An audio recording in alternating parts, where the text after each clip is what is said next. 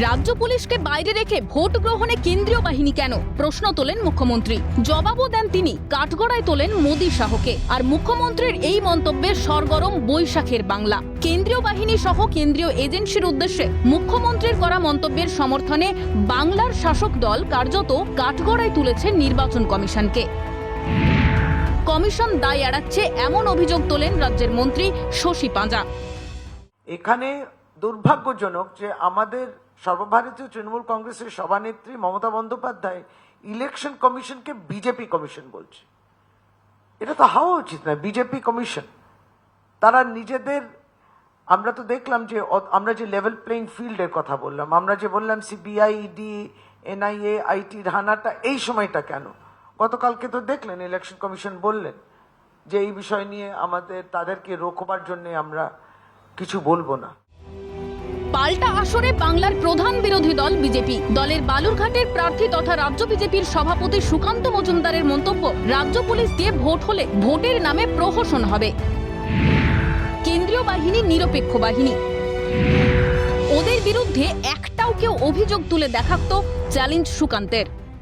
মমতা বন্দ্যোপাধ্যায়ের কথা মতো কি তাহলে রাজ্য পুলিশ দিয়ে ভোট করানো হবে নাকি ভোটের নামে প্রহসন হবে? মমতা বন্দ্যোপাধ্যায় ওখান থেকে ফোন করে বলবে এই ছাপ্পা মার, আর সবাই ছাপ্পা মারতে শুরু করে যাবে। ওটা হবে না। সেন্ট্রাল ফোর্স, নিরপেক্ষ ফোর্স, কোথাও একটা অভিযোগ দিয়ে দেখাক না সেন্ট্রাল ফোর্সের বিরুদ্ধে যে সেন্ট্রাল ফোর্স বিজেপির হয়ে কাজ করছে। বিজেপি সাংসদ শ্রমিক ভট্টাচার্যের খোঁচা, পুলিশকে দিয়ে ভোট হবে না, নয়তো পঞ্চায়েত ভোটের মতো অবস্থা হবে। কেন পুলিশ ভোট করাবে?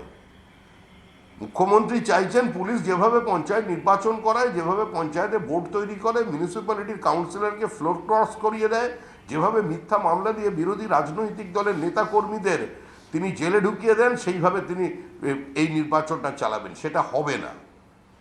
এই পুলিশকে দিয়ে ভোট হবে না। মুখ্যমন্ত্রীর মুর্শিদাবাদ সফরকেই আক্রমণ করেছেন কংগ্রেস প্রার্থী তথা প্রদেশ কংগ্রেস সভাপতি অধীর চৌধুরী। তার প্রশ্ন, মুখ্যমন্ত্রী নিজে কি শান্তিপূর্ণ ভোট চান? বাংলার মুখ্যমন্ত্রী সফরে আসতেই পারে, কিন্তু মুর্শিদাবাদের মানুষও দেখে নিয়েছে যে আজকে তৃণমূল এই মুর্শিদাবাদে কি করেছে। পঞ্চায়েত ভোট তারা করতে দেয়নি, পৌরসভার ভোট তারা করতে দেয়নি।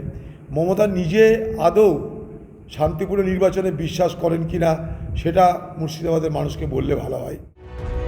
ক্যালকাটা নিউজ।